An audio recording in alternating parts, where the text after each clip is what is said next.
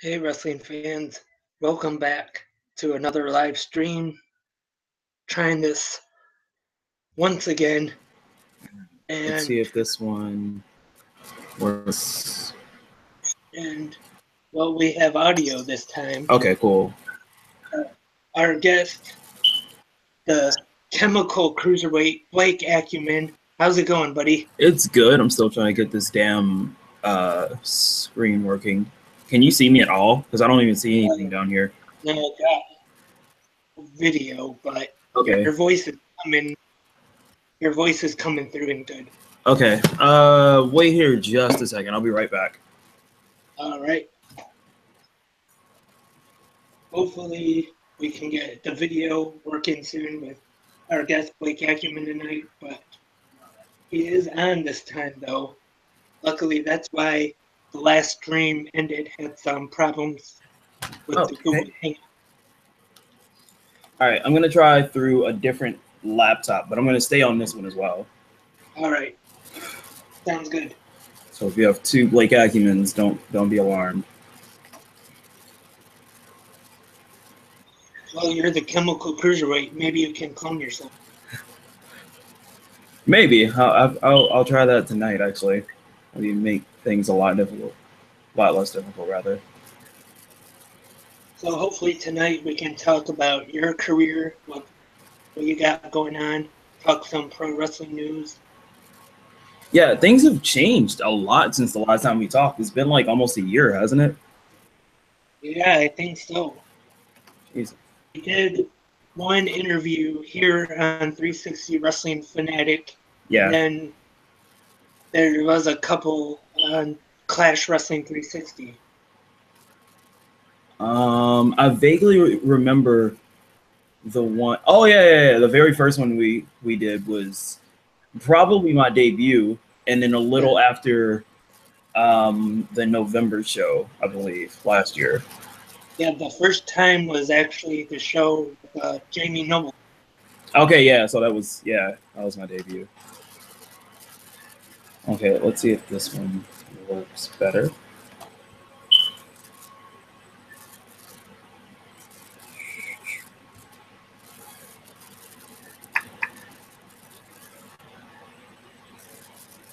It's me.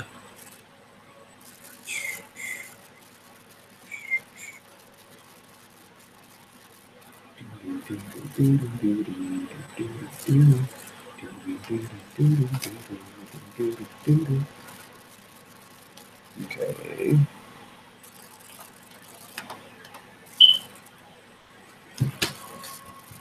Okay, this one seems to work just fine. Okay. It's going to be me joining again.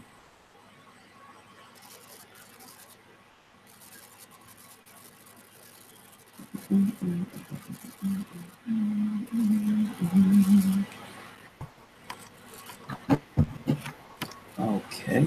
All right. Okay, there we go. Okay, now. All right. So, how's it going? Everything's good. I think I can. Okay.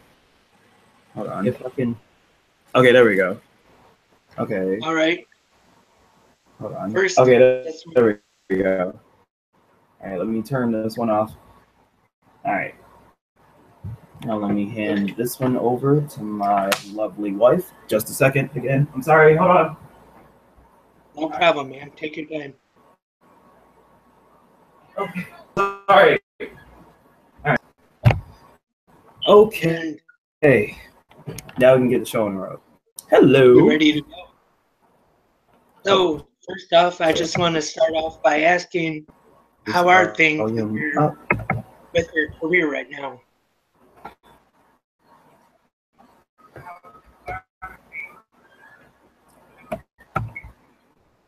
Hold on. I mean, shoot, darn it.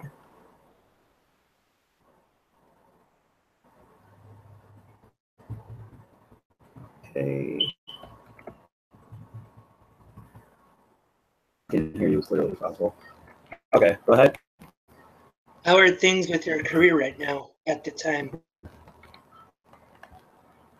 How are things with your Things right now are better than they've probably ever been.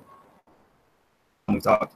Um, I've made waves in XSCW now. I've gotten to PLG where Dan Severn runs.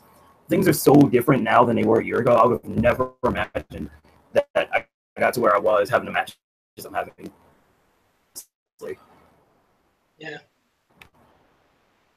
And I just want to talk about, I saw on Facebook, other social media, that you were at a Metro Pro Wrestling show and you had a little run-in with Teddy Long, and I heard that he screwed you. Yeah, he kind of screwed me because, okay, so here's the situation. It's usually every Metro Pro show. I'm begged and I'm asked to come back, and every single show I'm usually there. It's probably only one show that I've missed in my entire career thus far. The show specifically, and for some reason, I'm not even on the show. Like, I'm asked to come. They won't tell me who I'm wrestling. And, the matches are being announced. This person's facing this person. We got a tag match in the end play. So I'm pissed off. I go to the ring.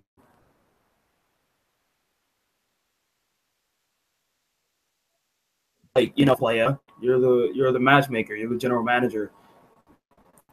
How the hell a wrestling show without you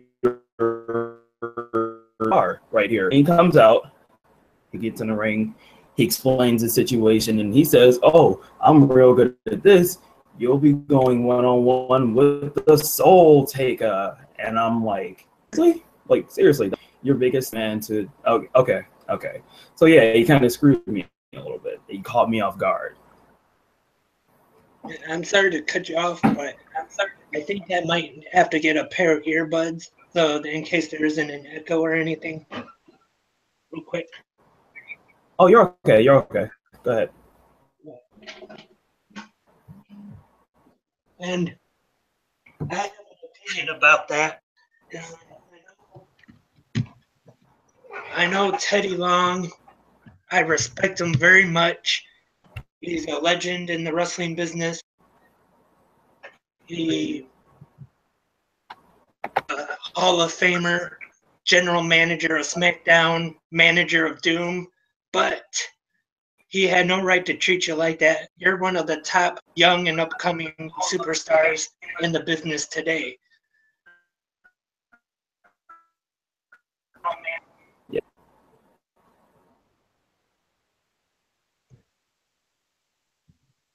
And that's something that I want to be announced as well. Important as the Soul Taker or anyone else on the card. I don't want to be surprised and screwed over when you put me in a match against someone that's size. Yeah, and sorry about that. You cut out a little bit there. Neck still hurts.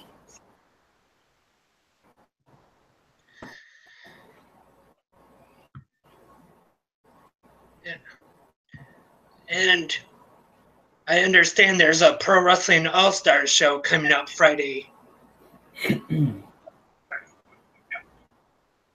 Yep. And do you know who you'll be taking on? Yeah, it was supposed to happen today, actually. I don't believe I have a clue yet, but that's usually the case when it comes to and Wednesday until Friday, so it makes it a little bit better. But a lot of the Tuesday and Wednesday shows, I sometimes don't know who I'm going to face. I just go out there. I don't expect to know who I'm going to face, but I know usually, more times than not, try to be better than that person and everybody else that walks out of that curtain. So it doesn't really matter who I'm going to face. That's true.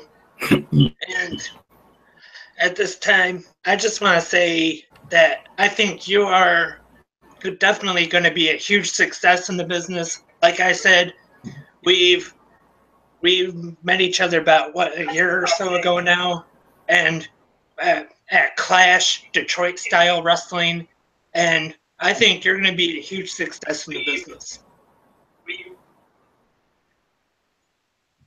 A little over a year.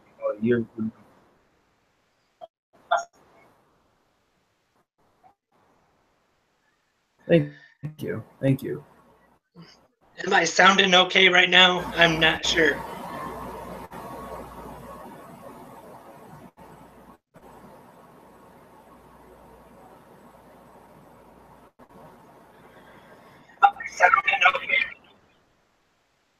It's a little delayed, but it sounds fine. Oh, that's good. And to get into a little bit of wrestling news right now, it came out today that Pro Wrestling Illustrated, they announced the #1 superstar for the PWI 500, and it was Okada. I mentioned a little bit ago on the first stream, and I definitely agree with it. But what are your thoughts?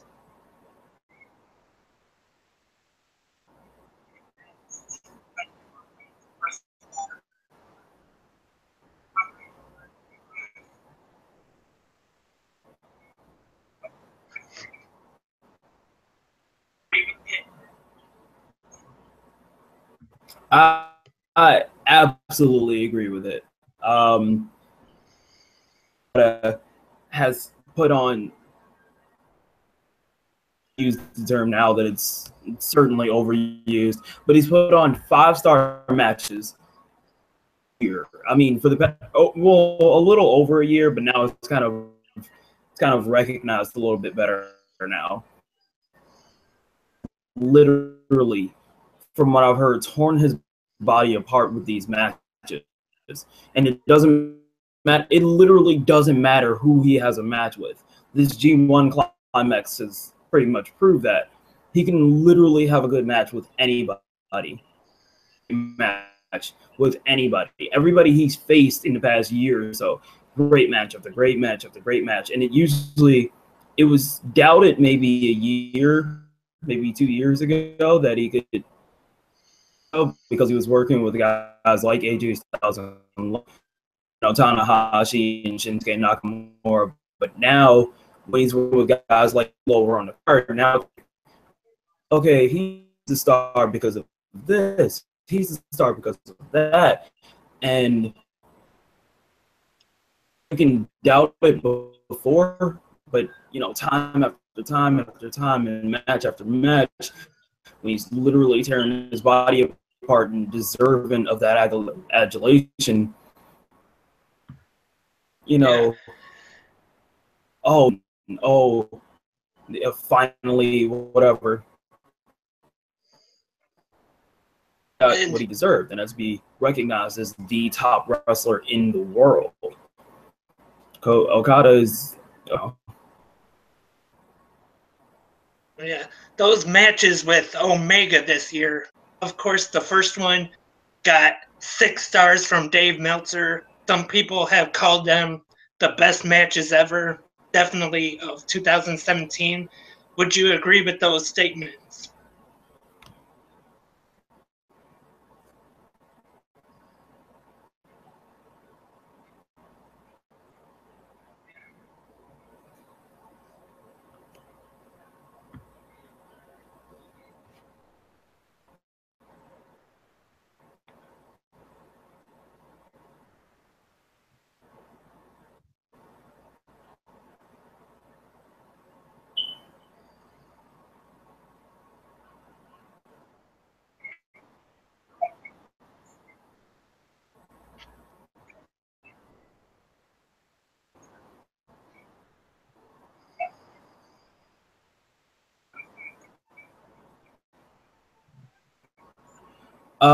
To a certain degree, yes. To a degree, no. So that match, Wrestle Kingdom match, fucking beautiful. And I apologize for the language, but just a beautiful match, just athletically, emotionally. For The problem was, in my opinion at least, in a lot of people's opinions, they needed a change of the guard, just like they gave a change of the guard to Okada in the first place. Some people wanted Omega to win. It didn't happen, but it was still a great match. It was still everything you wanted from that match. It was long, it was storied, it had a great culmination, it had a bunch of crazy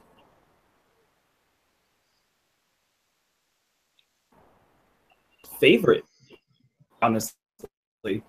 To a time limit draw, 1 hour, just like back in the 80s with Steamboat and Ric Flair and guys like that. They just wrestled and wrestled and fought for everything. Every move that they got, they fought for, and they tired themselves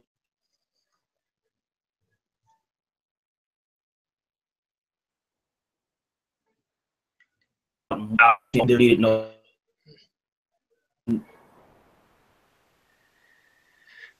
And yeah, especially considering how many matches in this draft, and just look at all of Okada's matches.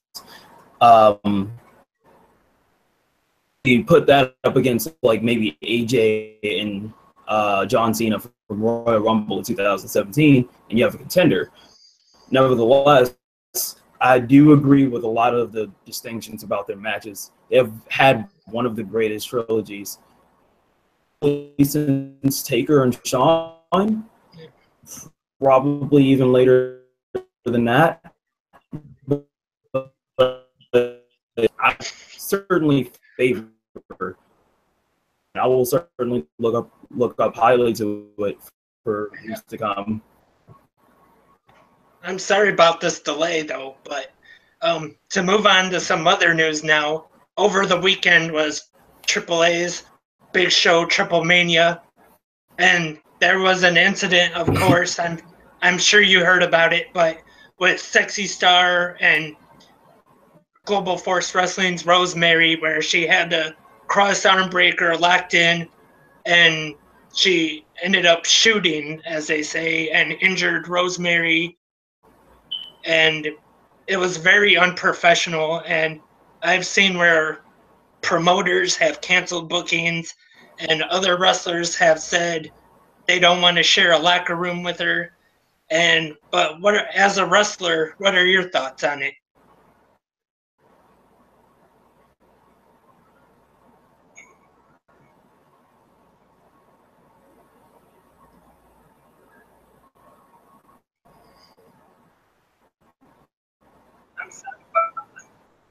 You're okay.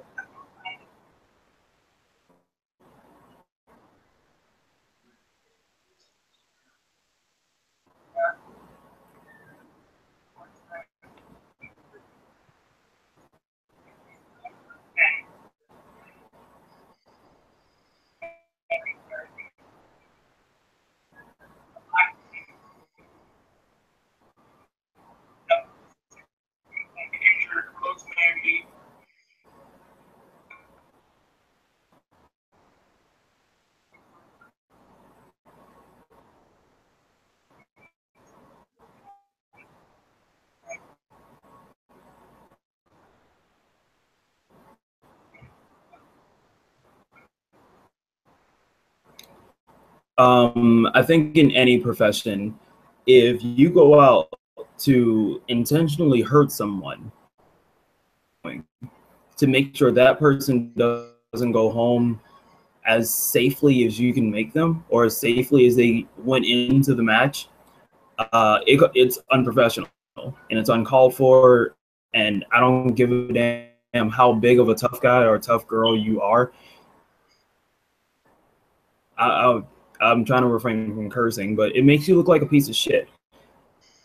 The fans, in front of your peers, in front of your opponent, who is trusting you.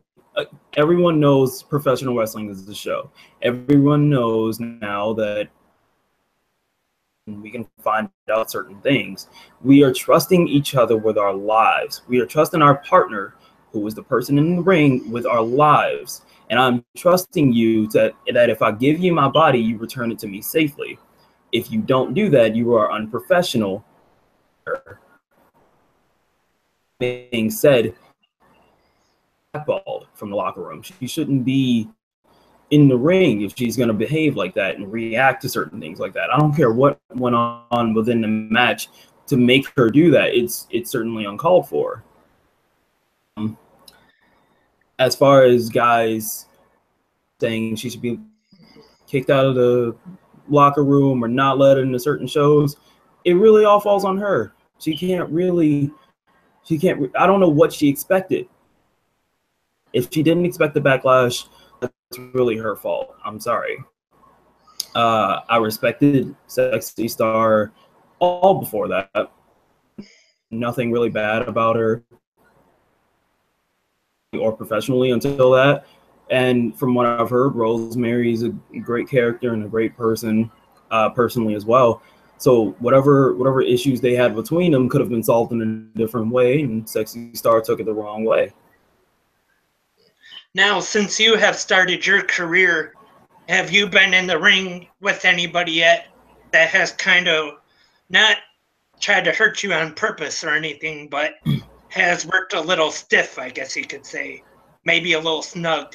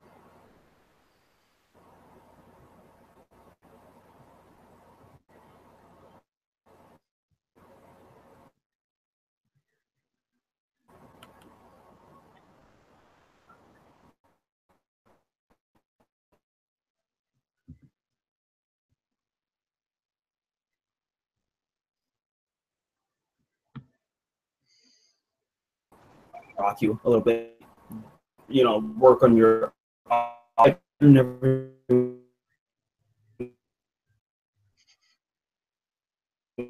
it, and they try to, and they take it as an insult and try to get better. And then you have people that come from one sport into another, maybe MMA, maybe amateur wrestling. Maybe they come into the sport and they just don't understand that we're have no business being in the ring sometimes, but they honestly sometimes don't understand that, and they get caught up in it, and they unintentionally hurt you. Intentionally hurt you. I don't really know how to explain that, but try to decode that. It's a little real in there, and that's probably honestly what happened at Triple A's event. But with people that sometimes you can't really tell. I've been drop kicked in the ear. I've been slapped in the ear, damn near dislocated. I've been punched in the face like a lot. I mean, Jesus. It's from guys being reckless with me. It's sometimes it comes with the territory. Honestly, my only advice would be to protect yourself as best you can, because you don't understand thinking what the other person is capable of. And even if you do know what they're capable of, still protect yourself being off night. Really, one mistake could take all of that away. So always protect yourself, whether stiff or not. And before we wrap up the stream here, having some bit of a delay, and maybe can try another time, but real quick, what are your thoughts coming up? John Cena, Roman Reigns at No Mercy.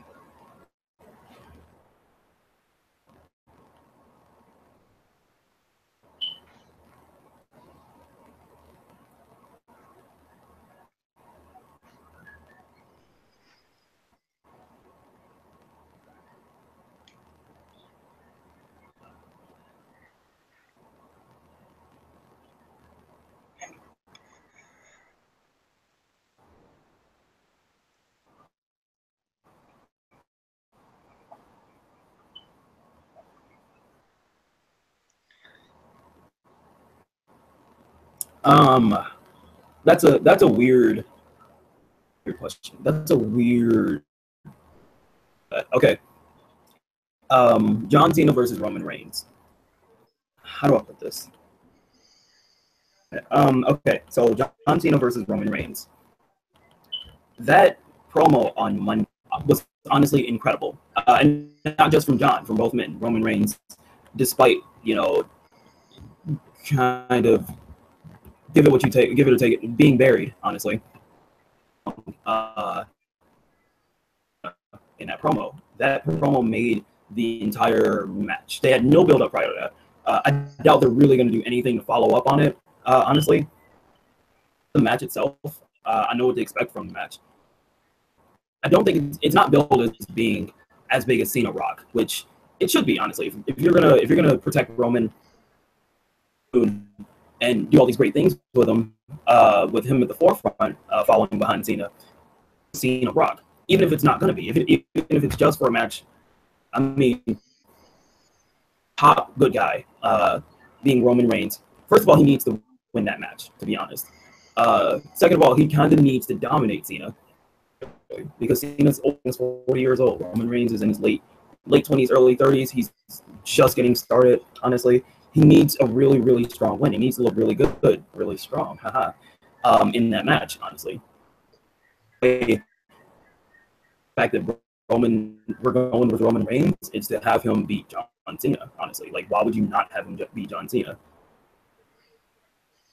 To make sure that, hey, could actually behind Cena, we can live without Cena if we have Roman Reigns. That's the only way to submit that. And now to go over to the SmackDown side of things real quick. And we got a pay-per-view coming up in October here in Detroit, actually, Hell in a Cell at the new Little Caesars Arena. And what I've heard is they may have Nakamura and Jinder Mahal again for the WWE Championship. So, and I was just kind of wondering, though, how would Nakamura do in a Hell in a Cell match? And do you think that they will put the title on him this time?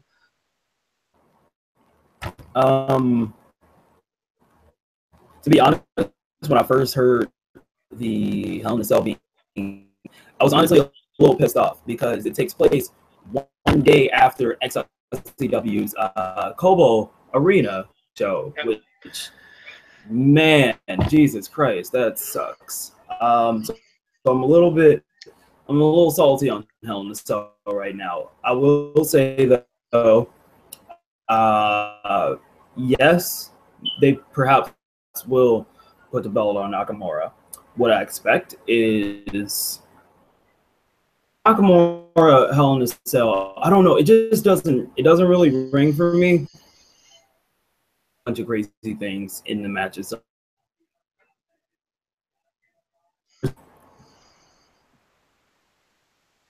Strange. Nakamura can transition into any sort of match and kind of make his own. He's so charismatic.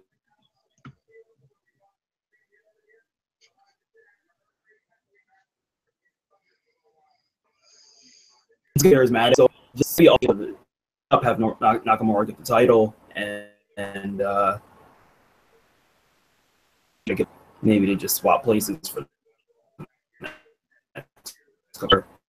But I'm gonna enjoy it. Not really. I'm not. I don't know. I might not even watch Hell in a Cell just because it's after Kobo Arena. To hell with Hell in a Cell. Oh yeah, I'm sure that, as you mentioned, the XICW show Kobo, of course, that building has a lot of wrestling history, especially here in Michigan. And at this time, though, I think I'm gonna just end the stream. Delay, having a little bit of difficulties, but I do want to talk more about the Kobo show and the Proving Ground as well. So maybe in the next couple days we can do a podcast audio only, and maybe that'll work better. But it was great having you on today.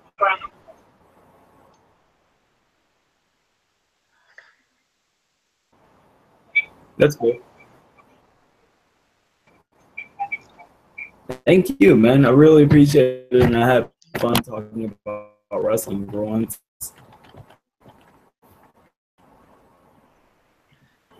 So hopefully we can set up to do another interview on the podcast to get more into your career, of course, and hope everybody enjoyed the stream anyway. And it's been great, and hope to have you back on soon.